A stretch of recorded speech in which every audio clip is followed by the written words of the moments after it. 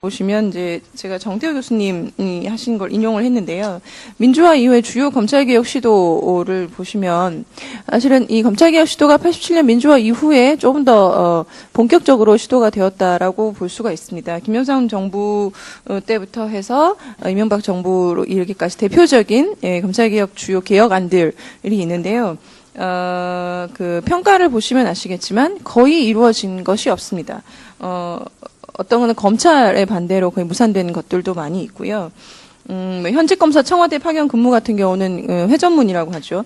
사직한 다음에 청와대 갔다가 다시 검찰에 복귀하는 식으로 편법적으로 이루어지는 것들도 많이 있었고, 검찰총장 퇴임 후에 2년간 공직 취임 금지와 관련 경우는 사실 헌재 위헌 결정으로 폐지가 나기도 했었습니다. 그 이후에도 많은 것들이 있습니다만 김대중 정부 들어서 특별검사, 지금도 박영수 특검이 활약을 하고 있지만 사실은 이전에는 그렇게 성과가 좋지 못했다라는 것이 중론이었어요. 그리고 부패방지위원회 같은 경우는 지금 국민권익위 통합이 되어 있죠. 다시 분리해야 된다, 뭐 이런 얘기들이 오고 가는 것으로는 알고 있습니다만, 그 외에도 나머지 노무현 정부 때 가장 그 강하게 사법개혁에, 검찰개혁뿐만 아니라 사법개혁에 대한 의지가 있었고, 뭐 사개추이라든지 그런 것들을 통해서 일정 정도의 성과는 있었습니다. 법학전문대학원이 도입이 됐고, 국민참여재판도 도입이 됐었고요. 공판 중심주의가 강화되는 그런 측면이 있었습니다만, 검찰개혁과 관련해서는 사실은 뚜렷한 성과가 없었던 것으로 평가를 할 수 있을 것 같습니다. 박근혜 정부도 마찬가지죠. 대선 때는 분명히 검찰개혁을 공약으로 내세웠던 것으로 저는 기억을 합니다만, 사실은 이 정부 들어서는 전혀 없었던 것으로, 검찰 중수부가 폐지가 됐었죠. 그거 하나 정도 꼽을 수 있겠는데, 사실은 그 이후에 반부패범죄 특별수사단인가 라고 해서 새로 만들어졌죠. 그래서 그게 중수부의 부활이다라는 얘기도 있었습니다. 그렇기 때문에 실질적으로 중수부가 없어진 것 같은 효과가 있느냐에 대해서는 조금 의문이 들고요. 그리고 이제 말씀드렸다시피 지금의 이러한 뭐 최순실 박근혜 게이트라고까지 명명하고 있는 이러한 국정농단 사건도 검찰과는 전혀 무관하다고는 볼 수가 없는 것이죠. 그래서 검찰개혁의 의지는 전혀 없었던 것이 아닌가, 우리 검찰을 이용하려고 했었던 것이 아닌가라는 생각들을 많이 국민들이 하고 있습니다. 그런데 역설적이게도 지금 이 시국 하에서 오히려 그렇기 때문에 검찰개혁에 대한 의지나 국민적인 공감대, 정치권의 의지는 그 어느 때보다 강한 것이 아닌가, 이렇게 평가를 할 수가 있을 것 같습니다. 그리고 다양한 접근들이 이루어지고 있습니다. 예전부터 얘기가 되었던 뭐 공수처라든지 이런 얘기들도 다시 본격적으로 논의가 되고 있고, 뒤에 말씀드리겠습니다만 뭐 검사장 직선제 얘기까지 나오고 있고요. 그리고 수사권과 기소권의 분리는 사실은 시기상조라는 얘기들이 굉장히 많이 있었는데, 이제는 좀 해야 되는 거 아닌가, 이런 얘기들도 국민들이 하고 있는 걸로 봐서는 그 어느 때보다 검찰개혁에 대한 의지나 공감대는 높다라고 볼 수 있을 것 같습니다. 그래서 기존의 이 검찰개혁과 관련해서 여러 가지 방향에서 접근이 이루어졌는데요. 제가 4가지 정도로 분류를 해볼 수 있을 것 같습니다.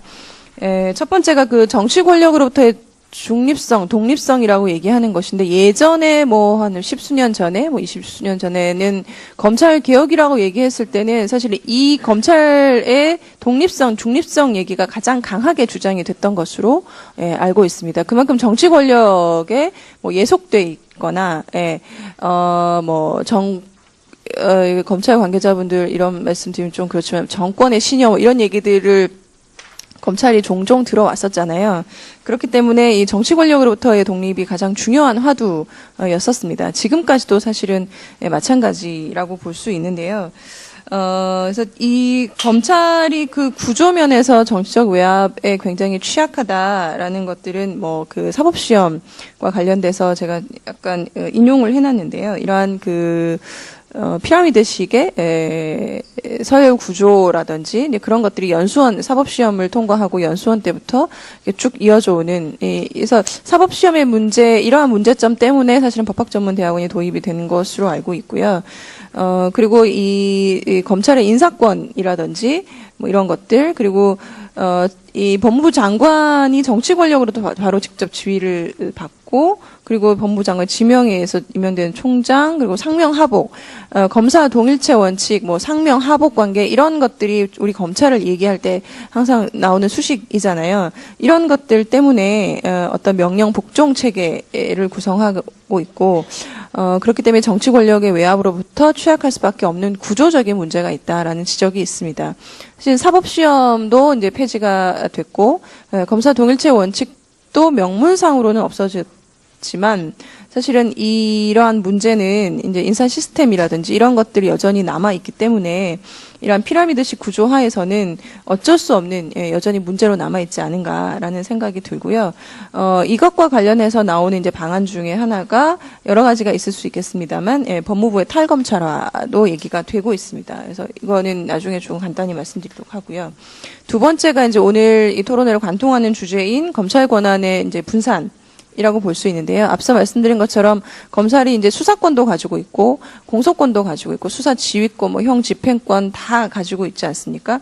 그래서 이러한 권한을 일부를 떼어주거나 그래서 분산시키거나 혹은 견제할 수 있는 다른 기구를 만드는 그래서 이 검찰의 힘을 조금 견제해보고 균형을 맞춰보자라는 취지의 방향입니다.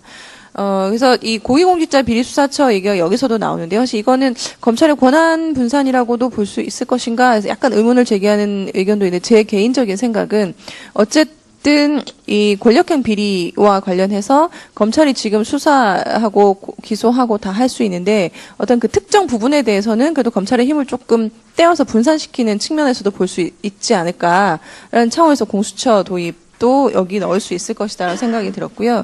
더 중요한 거는 이제 수사권을 아예 뭐 경찰이 가져가는 것이죠. 이건 이제 수사권과 기소권의 분리, 뭐 검경 수사권 조정 이렇게 얘기가 되어지는 것들인데요. 이거는 저희 서 교수님이 이제 오늘 또 발표를 하실 거라 제가 특별히 또 적지는 않았습니다. 그리고 이 기소권에 대한 통제 제도의 하나로 지금 뭐 미국의 대배심 제도라든지 외국에 시행되는 사인 소추와 관련되는 것들도 있습니다. 이 부분은 검찰 권한의 분산이라는 방향에서도 얘기를 할 수 있겠지만, 뭐 민주적 정당성이나 국민 참여 부분에서도 얘기를 할 수 있을 것 같아서요. 그쪽에서 조금 소개를 하도록 하겠습니다. 그다음에 검찰 권력에 대한 외부 감시인데요. 검찰이 일단 권한을 행사했을 때 검찰 권한 행사에 대해서 외부적으로 어떤 그 감시랄까 통제를 할 수 있을 것인가와 관련해서 봤을 때는 검찰의 불기소 처분에 대한 통제 장치로 재정신청제도, 뭐 항고 제한고도 있습니다만, 재정신청제도의 현황과 문제점 그리고 일본의 검찰심사회 제도도 잠깐 말씀을 드리도록 하겠습니다. 그리고 네 번째가 이제 검찰의 권력에 대한 민주적 정당성 확보와 국민의 참여인데요. 이 국민에 직접 선출되지 않은, 그래서 민주적 정당성이 굉장히 취약한, 뭐, 몇백 명, 지금 정확한 검사 수를 제가 모르겠습니다만, 이처럼 막강한 권한을 행사해도 되는 것인가? 라는 문제의식을 가지고 있는 견해가 있습니다. 그래서 특히나 이제 검사장을 그래서 국민에 의해서 직접 선출하자라는 검사장 직선제 논의가 작년 뭐 후반부부터 해서 나오고 있었죠. 사실은 이 검사장 직선제는 예전부터 얘기가 됐었습니다만, 너무 빠른 거 아니냐, 아직 우리나라 실정에는 좀 맞지 않는 거 아니냐, 큰 방향에서는 맞지만, 이라는 의견이 대체적이었던 것으로 알고 있습니다. 그런데 지금 이제 검찰 개혁과 관련된 국민적인 공감대와 맞물려서 법안도 지금 발의가 된 상태이죠. 이거에 대해서도 잠깐 말씀드리도록 하겠습니다. 그래서 이렇게 네 가지 방향에서 검찰개혁의 방안은 분류 내지는 얘기를 할 수 있을 것 같고요. 잠깐 말씀을 드리면, 처음 말씀드렸던 이 검찰의 그 정치적 중립이나 독립성과 관련해서 법무부의 탈검찰화 얘기가 나오고 있습니다. 그래서 법무부에 지금 현직 검사들이 굉장히 많이 파견을 된 것으로 알고 있는데요. 이 법무부의 이제 요직이라고 할 수 있는 국실장, 과장직의 대부분을 파견 검사가 독점하고 있다는 거죠. 참여연대 사법감시센터가 2009년 1월부터 2014년 4월까지 현황을 파악을 한 보고서가 있는데요. 보시면 법무부와 그 소속기관 직제 시행 규칙에 따르면 자격을 정해둔 직책 63개 중에 33개 직책을 검사가 맡을 수 있고 그중 특히 22개 직책은 검사만이 맡을 수 있다라는 겁니다. 그래서 검사가 독점하는 현상이 굉장히 강하다라는 것이고 연도별로 분석해 놓은 것을 보면 더 많다라는 걸 알 수 있죠. 근데 더 문제는 뭐냐면 사실은 이러한 그 전문적인 분야잖아요. 법무부의 어떤 정책을 수립하고 시행하고 하는 것들이 단기간에 끝낼 수 있는 것들은 거의 없는데 이 파견검사의 파견 기간이 굉장히 짧다는 것도 더불어서 문제라는 거죠. 그래서 국실장급의 고위직을 맡은 검사를 보면 짧으면 9개월 만에 전직 전보가 되는 경우도 있고 길면 길어봤자 약 21개월, 2년을 못 채운다는 거죠. 그렇기 때문에 이 법무행정의 전문화가 이루어질 수 없다라는 겁니다. 그래서 전문성 축적은 요원하다라는 거고, 이러한 문제 때문에, 그래서 이 정책 사건 수사에 대한 공정한 검찰권 행사의 확보도 문제가 되지만, 이러한 법무행정의 전문성이라든지 정책 기능, 법률 서비스와 관련해서 장기적인 계획을 세우고, 이를 실행할 수 있는 인력이 있을 수 없다, 없을 수밖에 없다라는 겁니다. 그렇기 때문에 이 법무부 검찰은 특히나 이 업무의 특수성이라는 게 있잖아요. 인신 구속과 관련된 일을 하고 법 집행, 어떤 것보다 엄중해야 될 법 집행과 관련이 되기 때문에 공정성, 전문성은 기본이고요. 이 정치적 중립성이 가장 중요하다고 볼 수 있는데 지금 이 현재의 법무부에 파견되는 검사와 같은 이러한 시스템 하에서는 사실상 불가능한 게 아닌가라는 생각이 들고 그렇기 때문에 이렇게 법무부 그러니까 문민화라는 표현을 쓴 저는 문민화는 조금 아닌 것 같고요. 탈검찰화. 그래서 실질적으로 검찰청을 이제 법무부로 독립된 외청으로 분리시켜서 범죄 이제 수사는 수사권과 기소권에 분리가 되면 수사도 빠지겠지만 어쨌든 공소유지 기능 담당하게 하고 이제 법무검찰은 행정 전문 기관으로 거듭나야 된다라는 얘기입니다. 그래서 나머지 이제 구체적인 것들은 발제문을 좀 참조하시면 될 것 같고요. 그래서 검찰의 독립성 확보도 중요하다라는 거고. 고위공직자 비리수사처는 사실은 작년에 검찰개혁과 관련해서 가장 큰 핫한 이슈였고 화두가 아니었나 싶습니다. 그래서 야3당이 합의를 해서 이미 발의가 됐고 공수처만을 주제로 한 토론회나 공청회 간담회 이런 것들도 굉장히 많이 있어서 제가 고위공직자 비리수사처를 내용이 넣긴 했습니다만 사실은 이 내용은 굳이 여기서 또 반복을 할 필요가 있을까 싶은 생각이 들고요. 어쨌든 근데 고위공직자 비리수사처를 약간 반대하는 입장에서는 또 옥상옥이 되는 거 아니냐라는 게 있고 이 공수처를 검찰개혁의 1순위로 두는 것이 좀 위험한 발상이다라는 차원에서 반대하시는 분도 있는 것으로는 알고 있습니다. 그렇지만 어찌됐건 제가 개인적인 생각은 이 수많은 검찰개혁 방안 중에 그래도 국민적인 지지를 가장 많이 얻는 것이 공수처가 아닌가라는 생각이 들고요.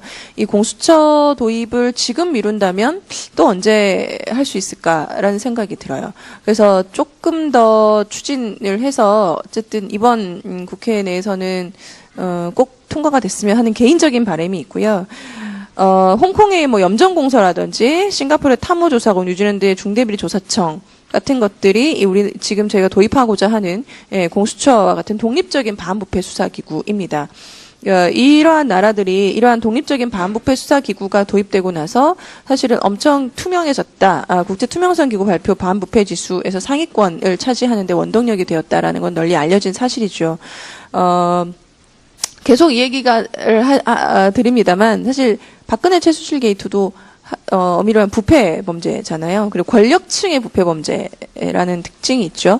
그래서 그만큼 이 권력층의 부패 범죄는 나라를 흔들 정도로 중대한 범죄이기 때문에 어떠한 외압이나 외풍에도 흔들리지 않고 수사할 수 있는 독립적인 기구가 필요하다라는 겁니다. 그래서 공수처만 도입되면 검찰개혁이 다 이루어진다라는 건 절대 아니고요. 그 첫 단추를 공수처로 끼웠으면 좋겠다라는 라는 차원에서 말씀을 드리는 겁니다.